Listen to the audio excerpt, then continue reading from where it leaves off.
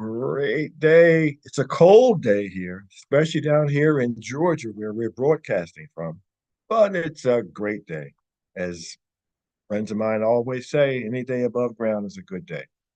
That is unless you are certain you're headed to heaven. Then being there is a lot better than being here. Something to think about.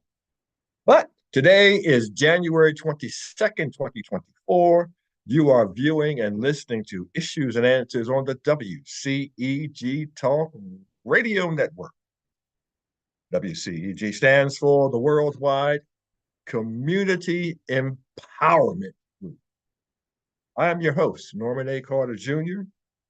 Our goal is to enlighten your perspectives about our environment, our socio-political struggles, and those banes of classism and racism that make all of our lives more difficult than they should be. In so doing, our hope is to bring us all together into a human tapestry of brotherhood and sisterhood, bound together by threads of understanding, respect, and tolerance of our physical, racial, and religious differences. Now, if you're currently watching, I thank you. WCEG thanks you. But please inform your neighbors and friends and associates that we can be viewed live via YouTube, Facebook, LinkedIn, Twitter, Instagram, and over streaming devices such as Roku. Our podcasts are available on Apple, Google, Amazon, Spotify, and JioSaavn, that's the Indian platform, India. All of our programs are archived on YouTube and can be viewed by anyone, anytime. And please understand that the topics and opinions on Issues and Answers are those of the host and my guest host, which I have none today, and I am so sorry for that, and not the WCEG Network. Well, let's get moving. This installment of Issues and Answers. Now, before we get into anything, there is some late breaking news. For those of you who have missed the local or national news, Dexter Scott King, the youngest son of Reverend Dr. Martin Luther King Jr. and Mrs. Coretta Scott King, passed away today. He was 62 years old. That is so young. 62 years old, Dexter Scott King. May he rest in peace.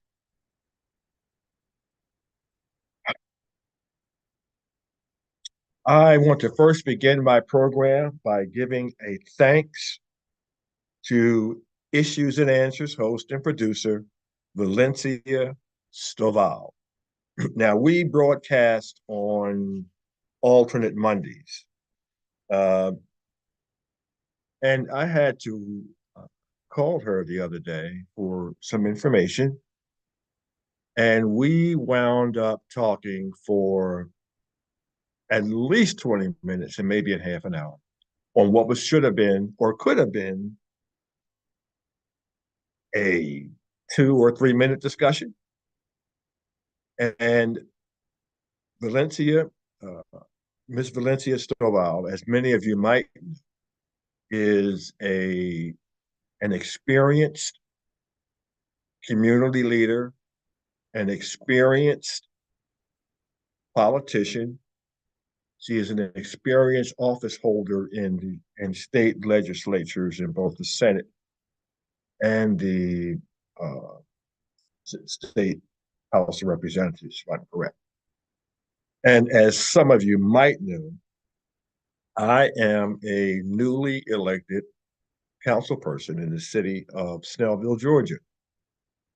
Well, Ms. Stovall took it upon herself to impart to me a wealth of information. People to know, people not to know, things to do, things not to do.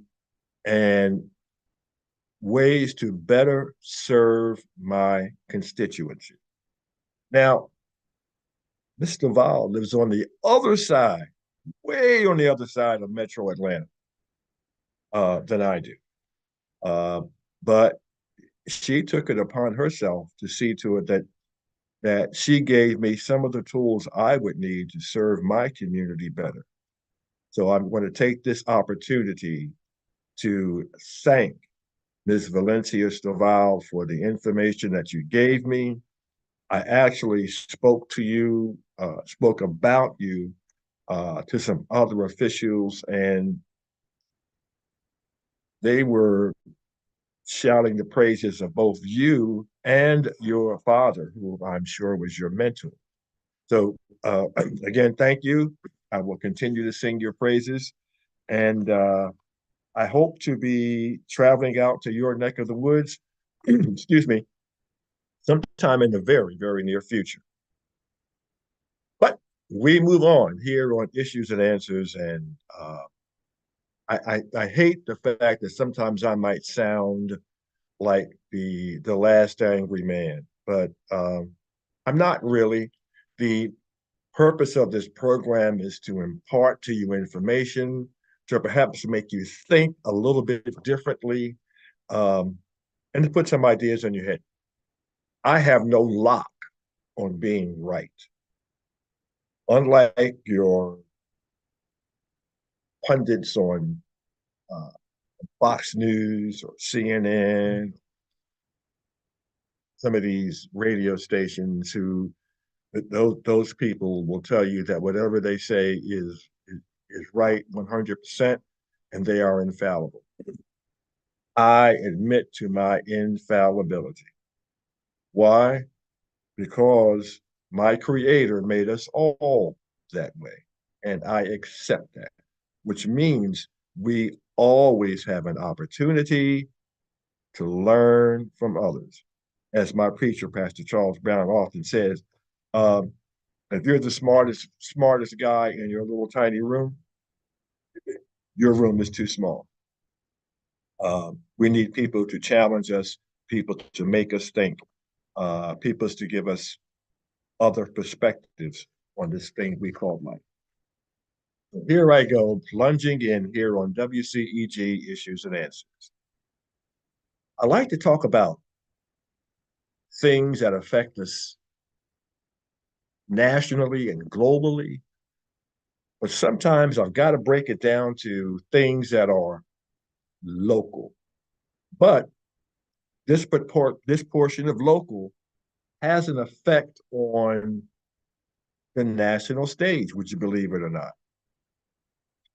And I am going to speak about, for a minute or two, Fulton County District Attorney Fani Willis. Now, she is prosecuting former President Donald Trump for interfering or attempting to interfere with the elections of the presidential election of 2020, where he put upon the governor and the Secretary of State to find him enough votes so that he could win the state. That's not something that's made up. That's not somebody's opinion. It's recorded. Someone recorded that conversation. It is now in the public sphere. You can hear it for yourself. Don't just take my word. But the current controversy involving District Attorney Fani Willis. Her name is Fani, not as Fox News will say, Fanny. It's Fani Willis. And here we have another example of political deflection designed to focus the attention away from a serious problem with one of little or no consequence. And this whole thing about her and this prosecutor is inconsequential. But Hell has no fury like a woman scorned. And I'm speaking of the wife of prosecutor Nathan Wade. Don't want to get into their mess. I'm not going to do it. And this is not an indictment of all women. But sometimes you're in a circumstance where if you're not prepared, you wind up being used by people who could care less about your situation. They just care about the opportunity that you have given them to uh, get attention away from a very, very serious problem. Now, let's assume that District Attorney Fonnie Willis has an ongoing, loving relationship with the soon to be divorced prosecutor she has hired. Now, every legal mind will tell you that that poses no conflict with her prosecution of former President Donald Trump or any other person, unless that would be the prosecution of the prosecutor's estranged wife. That is not the case. Now, Donald Trump, he's a paragon to many, he's a god to some, believe me. But this same Donald Trump has accused District Attorney Willis of having a sexual affair with a gang member of the Young Thug Gang. Now, those of you in Atlanta know that every day these thugs are on TV. The trial has been going on, seemed like for far, far too long, but these thugs are being prosecuted by the Office of District Attorney Fonnie Willis. Well, Donald Trump, who lashes out at everyone he doesn't like, who lies about nearly everything, has promoted this lie about District Attorney Fonnie Willis. It's to disparage her. It's to, in his tiny mind and the tiny minds of those who are in love with him, uh, gets their attention focused in a different direction than where it should be. Now, here's a fact. The prosecutor, Nathan Wade, was hired after five were interviewed by Fonnie Willis, but refused to take the position due to low salary. I think the low salary plus the fact that anybody who takes a stand against former President Donald Trump is at risk of having their reputations tarnished, at risk of having death threats called into their offices and phones on a daily basis, are at risk of having their families threatened and harassed on a daily basis. Well, who wants that? Who would take that? But Nathan Wade took the job. Now, a lot of his detractors that are fans of Donald Trump say that Wade has little experience in prosecuting cases and he shouldn't be allowed to be part of that prosecutory team. That shows you how dumb and stupid they are. Because if there is an attorney who is ineffective and inexperienced, that's the one you want prosecuting. But nobody ever gave these fans of Donald Trump, uh, who will follow him through thick and thin, who like if he jumped over a cliff, they would jump over the cliff right behind him. We have to consider the sources of the attacks against District Attorney Fani Willis. I don't know her. Um, I would recognize her now because she's on TV so much, but I don't know her, and she definitely doesn't know me. She probably doesn't even listen to WCEG. But few of her detractors have even a modicum of fidelity or credibility. Nearly all of them are Trump bootlickers who have their noses firmly planted where toilet paper belongs. An old defense strategy has always been that if your client has no defense, find a way to malign the prosecutor or the prosecutor's witness. All of us, all of us should see this for what it is. Remember, remember it, but don't allow yourselves to dwell on it. Sadly, our society is too much in love with sex scandals. We just love sex scandals. Um, Fulton County District Attorney Fani Willis has a difficult task ahead of her. She is being threatened by both gang members and Republican thugs. Is this America? Think about that. Now,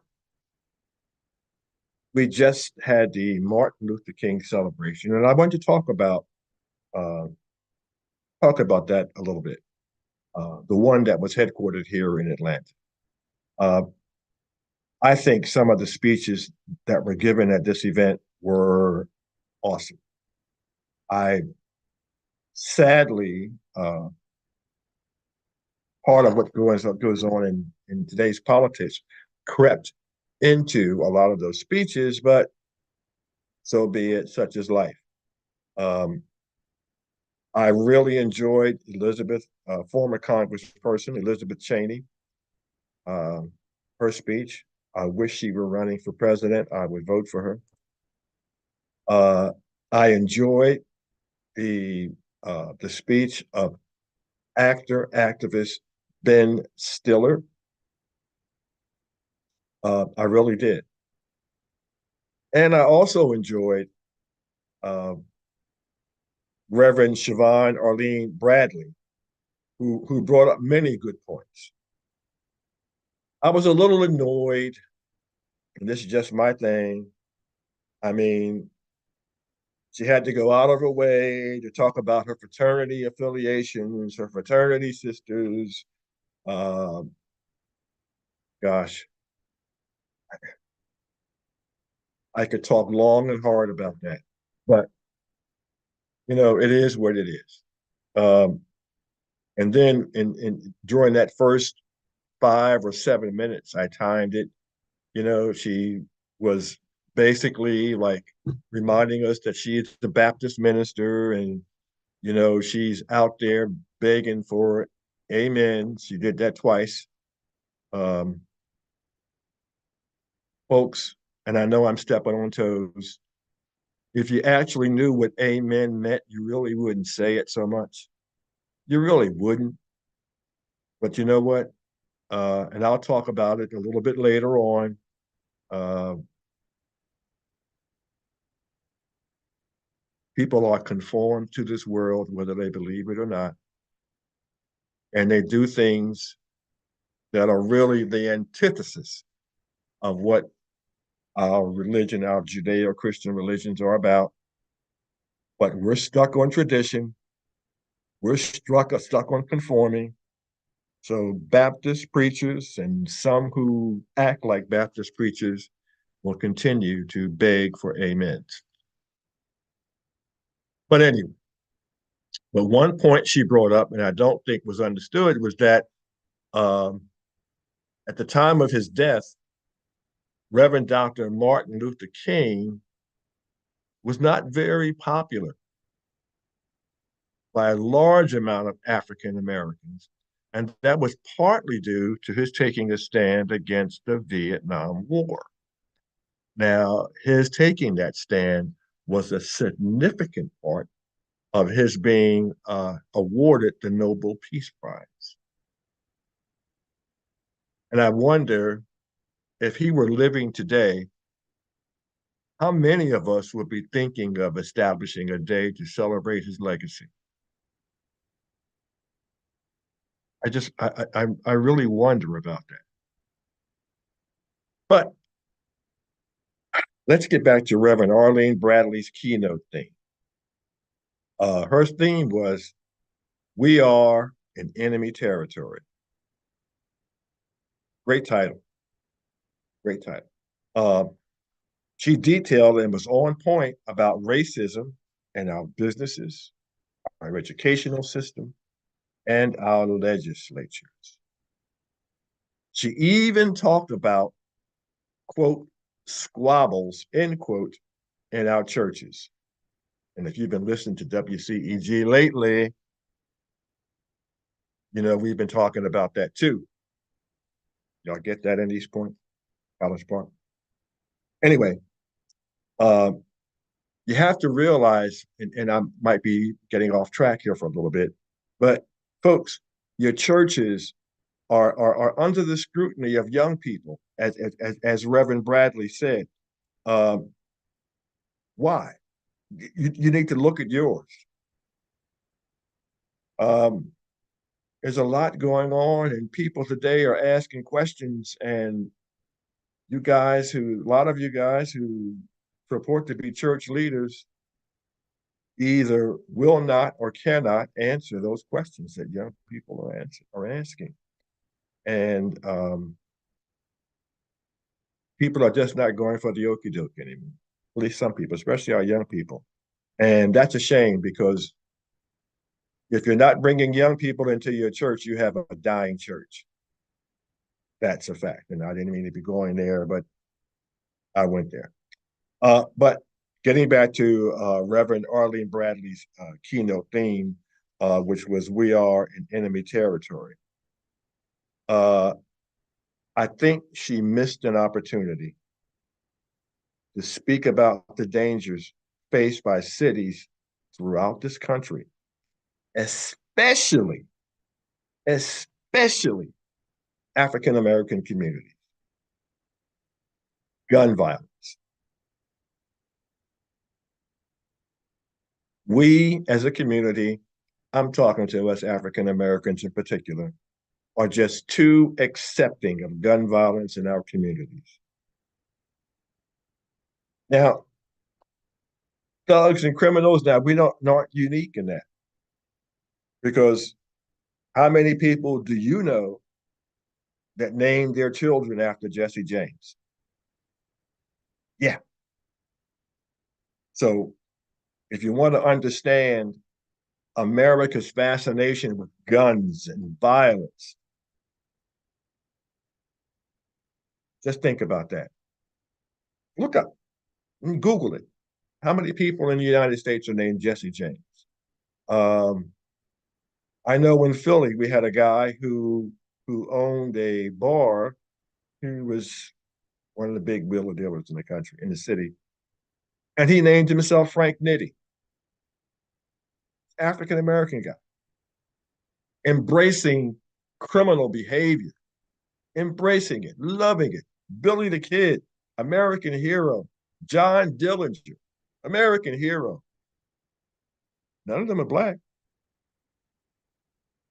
but this is America's fascination with thugs. Al Capone, my goodness, I could go on. Um, but getting back on track here with gun violence, uh, it's going to lead me to talking about uh, defunding the police. And this was an opportunity that I think that Reverend Bradley missed, but perhaps rather than talking about her fraternities and sororities, she could have taken 2 or 3 minutes. Um, I called the people who supported and still support defunding the police the arrogant ignorance. They received all the media time. But you know what?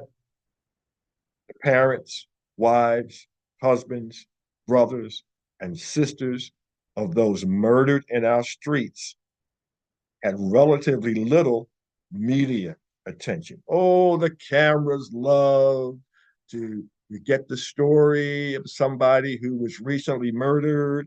They want to interview the family 5 minutes after the murder and put the camera on the mother so we can see the mother's tears and see the sister's tears and hear the outrage. Oh, news producers love it, but doesn't solve the problem, doesn't confront the reality. I have talked about this on WCEG before.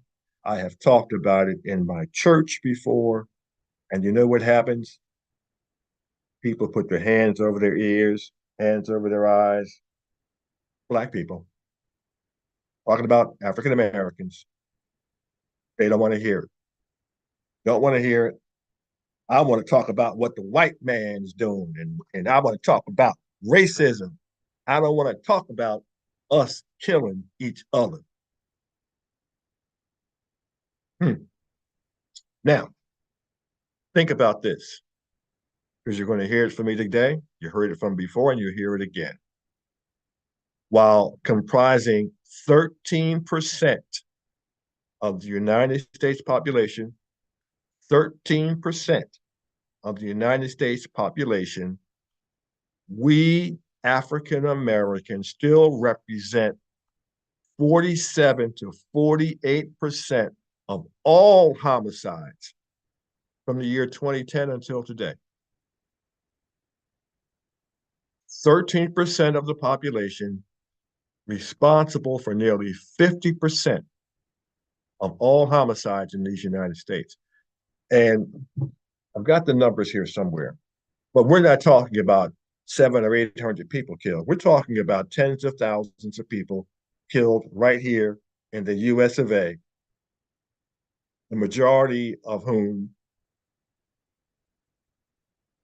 are killed by 13% population. Think about that. Think about that the next time you see a young person with tattoos all over his face, like we see here in Georgia so much. Think about that the next time you see a young person doing these all these hand gestures, all these gang signs. Think about that. Think about that the next time you see a young person or someone who never matured walking around with a red bandana around their head. Think about that. Think about the fact that communities in low income areas, particularly Black communities, are unsafe, because we have allowed gangs to take over those communities. Now, the figure I quoted to you is consistent year after year. But guess what? And I want to point out Reverend Arlene Bradley, uh, Reverend Siobhan Arlene Bradley, that when given the opportunity, the people who are courting these speakers never invite a speaker who will talk about it. Never, never. You think they would ask me to speak at a Martin Luther King celebration, and I would bring up the fact that 13% of the population is responsible for nearly 50% of all homicides year after year after year? No, we don't want to hear that. Keep us dumb. Keep us ignorant. Keep us dying. It's, it's a macabre plan. I tell you all the time, ignorance is death. Now, a Martin Luther King celebration would be a great opportunity to talk about that. But that is a truth we try to bury right along with our dead. Think about that. When a defund the police riot shut down part of Seattle, Washington, a man who was a gunshot victim in that area, which was taken over by thugs masquerading as peaceful demonstrators, uh,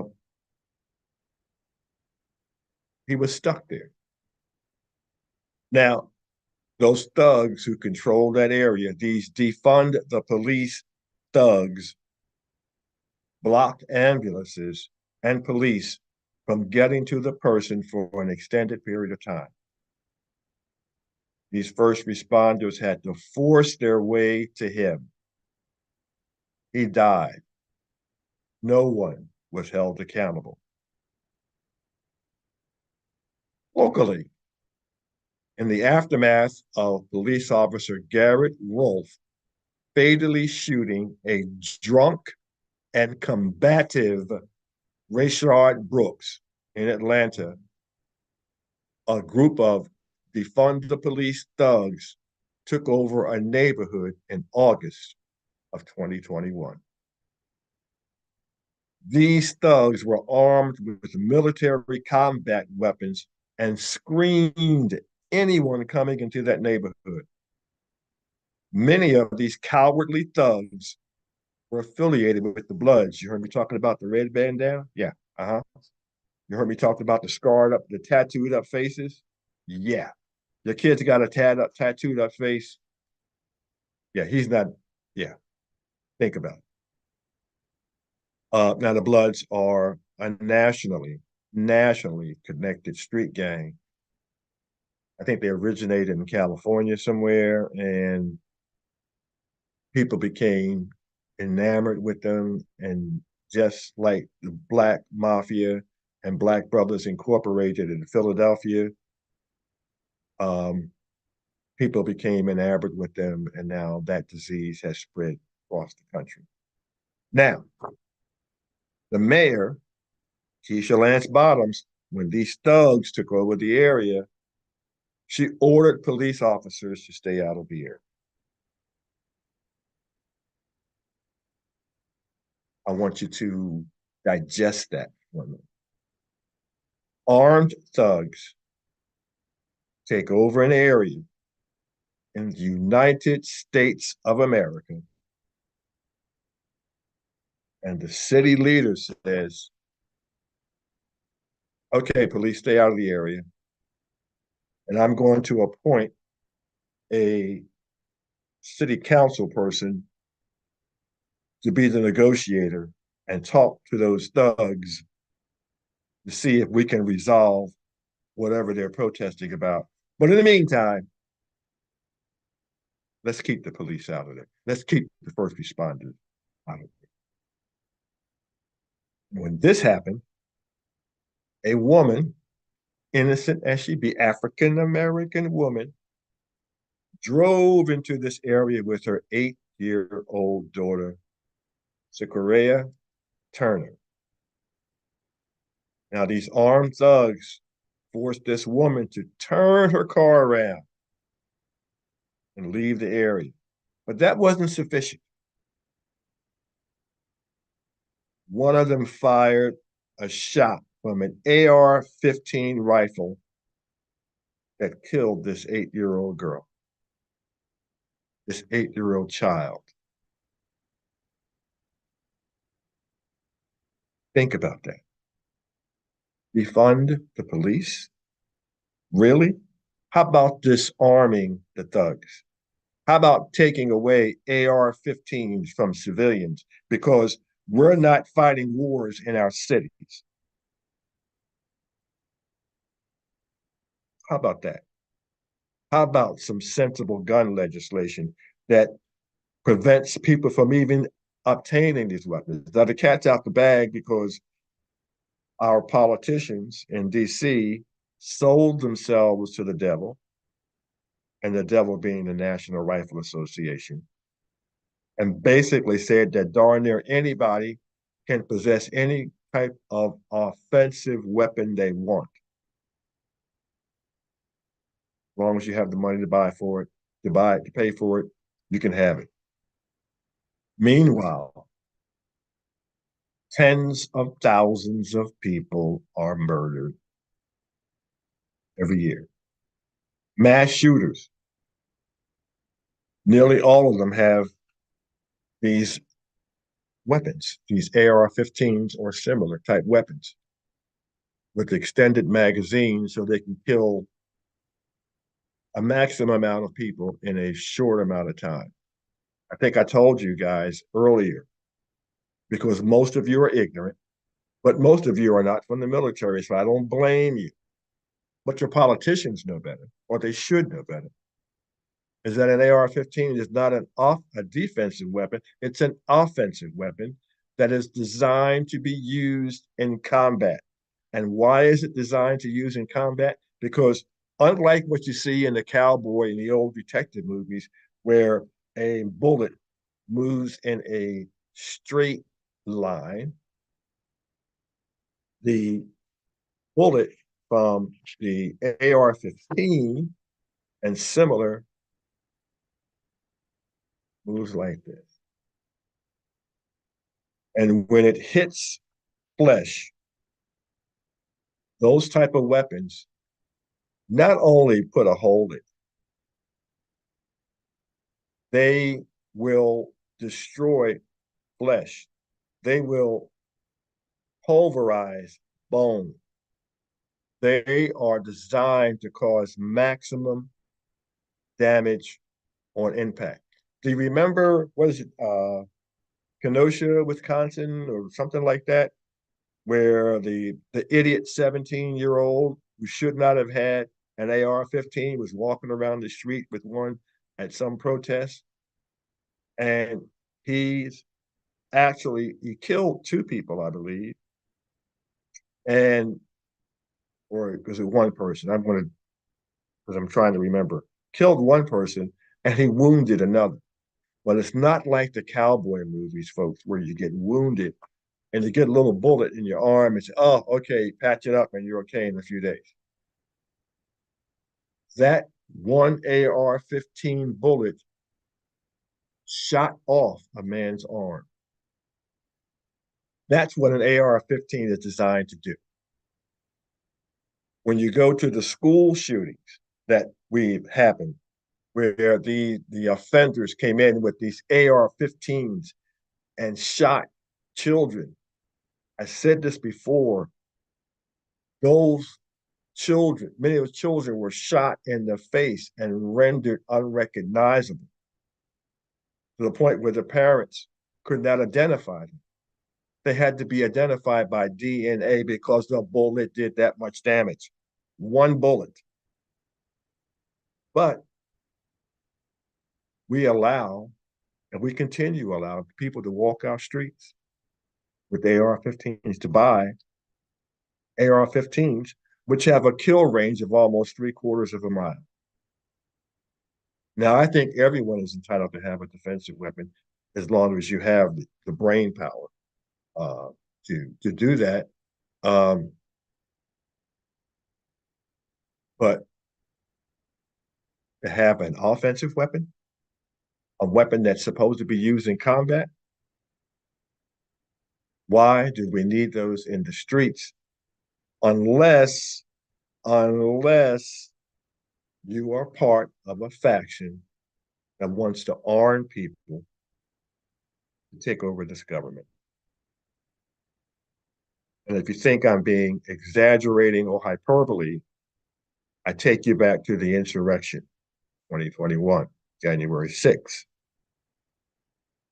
You had 147 legislators who thought that what happened on that day was absolutely okay, who thought it was okay to overturn a legitimate election to get their narcissistic megalomaniac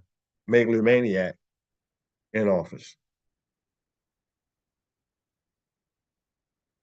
So you need to think about that. Every time you hear someone saying or justifying Americans having AR-15s, think about that. But going back to Socoria Turner, I want us to never, ever forget her. Never forget her. This is what happens when we listen to and empower, defund the police advocates. Now, I've written a book about it. Bad cops need to be exposed, fired, and prosecuted when warranted. But you cannot cut funding for police officers in areas that require it most. Now, most of you haven't read my book and you refuse to read it because my name isn't Stephen King. Uh, but in my book, a significant portion talks about how police services were cut by political pragmatists across the country, not just in my city of Philadelphia, because I was only focused on Philly.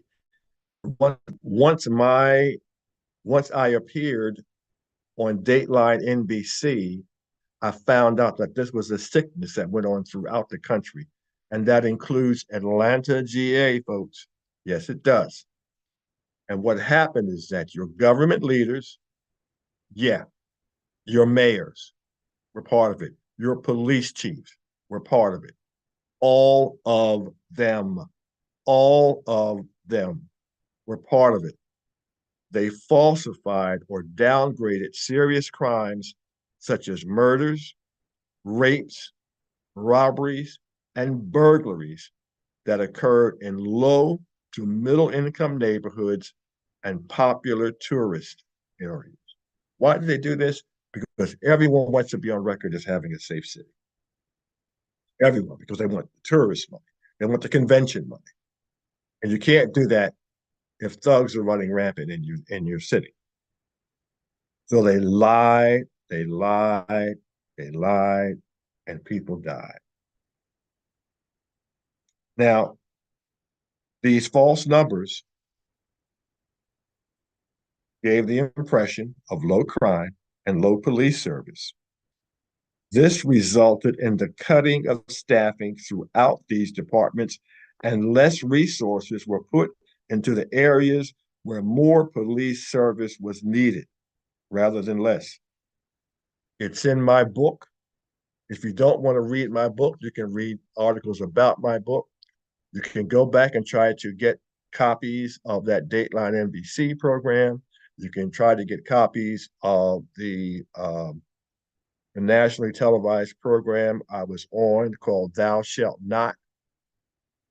There's copies of the Philadelphia Inquirer and Daily News articles about the revelation that I presented to them about this very problem. Don't just take my word for it, it's all documented. But as a result of what these politicians here in Atlanta, I know you guys have your sacred cows, your sacred mayors, and your sacred police chiefs, but they were all guilty. So as a result, more homes were burglarized, more women raped, gang empowerment increased, and more people died. More people died. Now, this revelation that I'm telling you now continues to be suppressed, and those such as I are denied access to media outlets to warn the public about how this behavior existed and may still be persisting. Ignorance and deadly. And for those of you who don't know, that when I was uh, interviewed on the Millennial Talk program of Mr. Javon Brown on this network,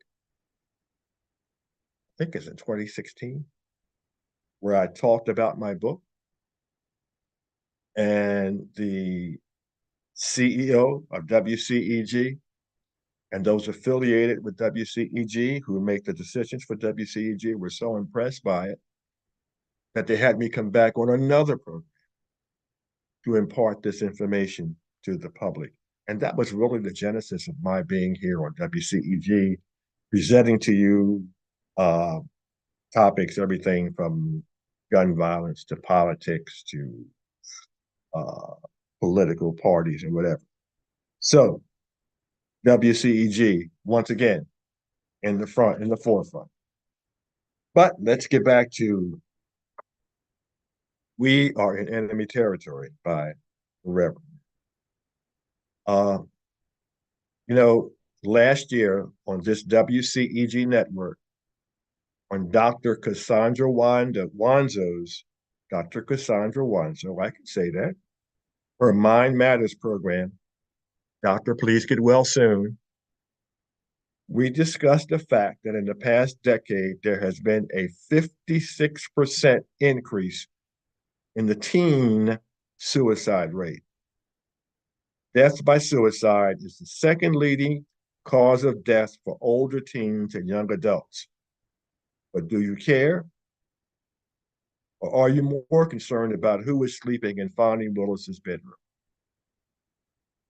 Your children, your neighbors are dying at a record rate.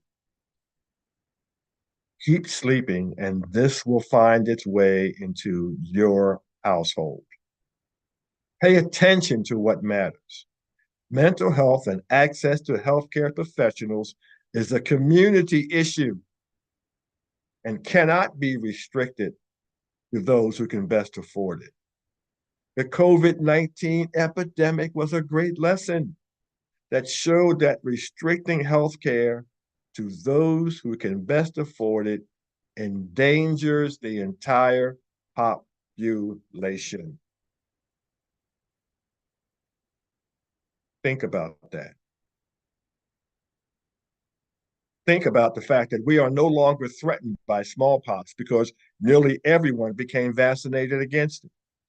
The same with polio, diphtheria, typhus, measles, and mumps.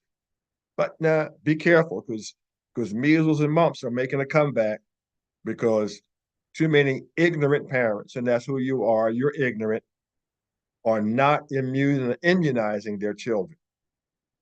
That is both dumb and deadly.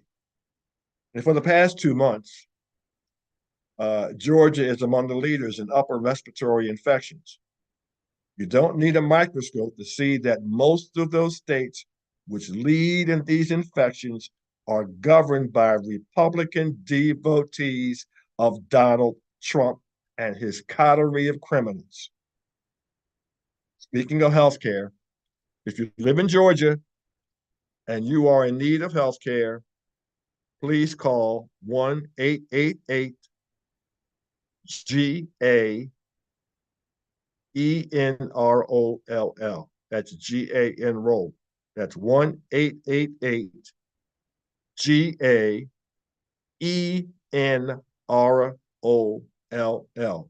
You don't want those numbers? It's 1-888-423-6765.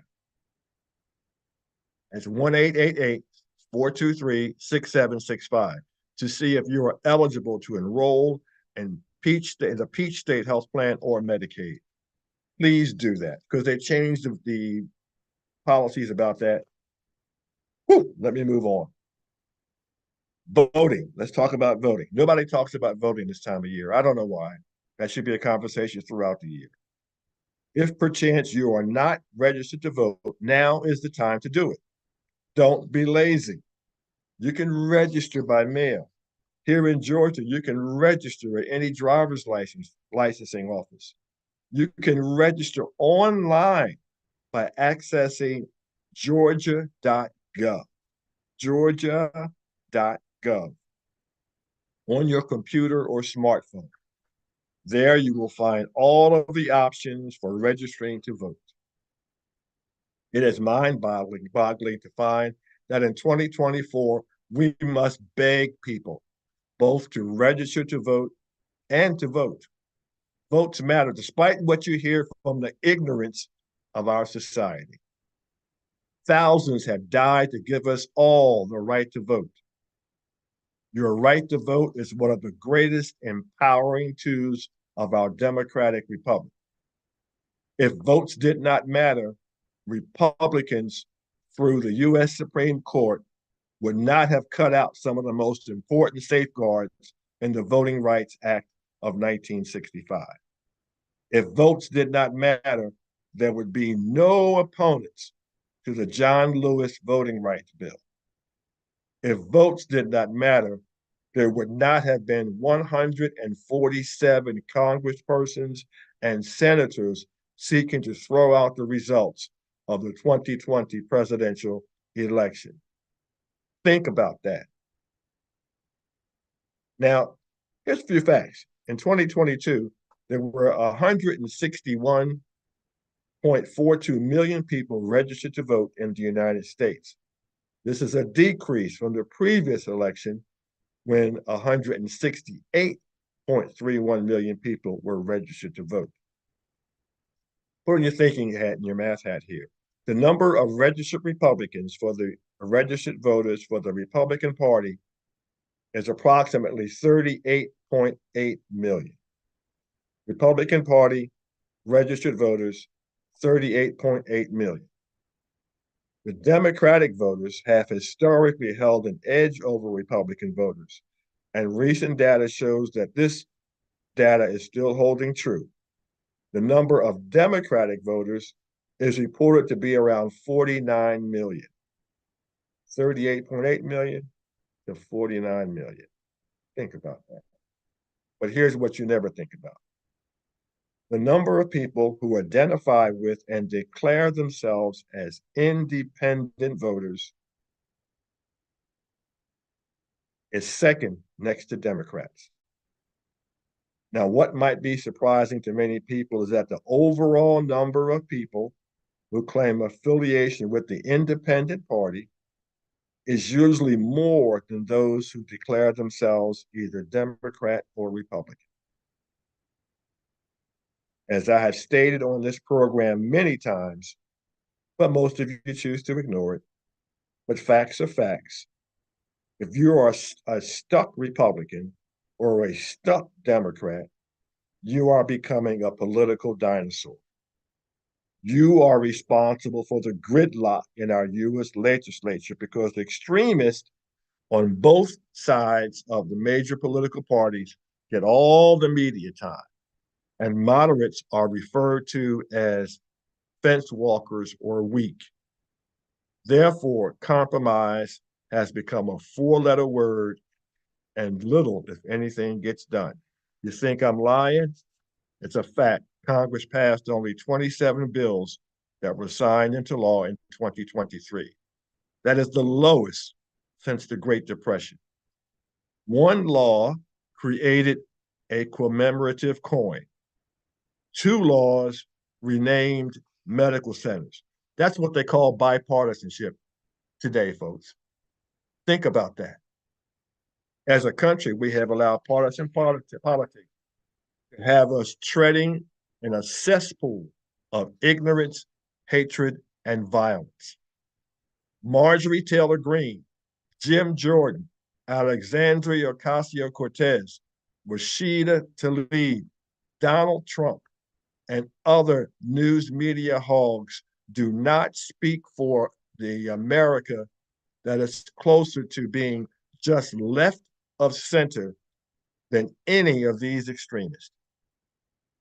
Stop allowing yourself to be duped politically in the same way you've had yourself duped by false religious dogma or false teachings about world and American history. Now, we have a few minutes left. I'm going to run through those stupefying dupes, like the Bible. The Apostle Paul's name was never changed by God to Paul from Saul. In those times, people had both a Greek name as well as a Hebrew name. Therefore, in Jerusalem, he was always called Saul. But when going to areas that were Roman or Greek dominant, he was called Paul. Whenever he returned to Jerusalem, he was still called Saul. There was never a name change, but that is the stupefying that continues until this day.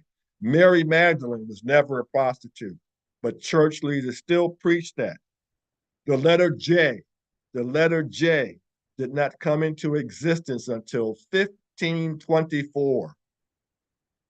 In many instances, it replaced the letter I. Some of you don't know that, do you? J replaced the letter I. An example for you Christians is the Latin Iesus, spelled I-E-S-U-S,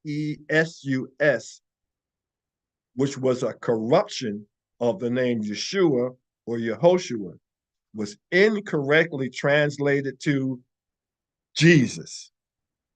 We are stuck with that incorrection of a corruption to this very day. Of course, as a society, we would rather conform to the word than be correct. Just remember, there is power in the name. If your name is Mary, do you answer when someone calls you Naomi? Think about it. What does it really mean to conform to the world? History. Slavery was a worldwide enterprise and not just restricted to the United States. This is not justifying it. This is just to stop the false narrative that this country was the only country with slaves. Slave merchants were in nearly every industrialized country, but sadly, the remnants of slavery still remain steadfastly with us here in the US of A. You know that it's true because the flag of the first insurrection, also the Confederate flag, that's known as the Confederate flag, is still embraced and flown by many who cannot shake their love for those, excuse me, who fought to keep slavery as the prime economic vehicle in America. No wonder Nike and other athletic shoe companies are so popular here. They employ slave-like laborers in other countries. Think about that as you proudly strut in your Air Jordans. That's because you really don't care, do you? History, June 19th, 1865, ignorantly referred to as Juneteenth, was and is irrelevant to the ending of slavery in America. The Emancipation Proclamation only affected those states of the Confederacy. The June 19th, 1865 date was the date that the slow mail via 2,000 US troops was delivered to Galveston, Texas, freeing about 250,000 slaves in that state. Slavery still existed in many northern states and states not part of the Confederate insurrection. The 13th Amendment to the Constitution of the United States, which ended slavery or involuntary servitude, did not become law until December 18th, 1865. But we would rather celebrate an irrelevant Kwanzaa in December or an irrelevant June 19th than a relevant December 18th. But that is how we stupefy and continue to mislead millions. Ignorance is death. That is not hyperbole. Just ask the devotees of the People's Temple or the Branch Davidians. Folks, become a thinker and not a blind follower. I thank you for tuning into this installment of Issues and Answers on the WCEG Network. I wish you peace. I wish you love. I wish you come back and check us out again on the next installment of Issues and Answers on the WCEG Network. Thank you.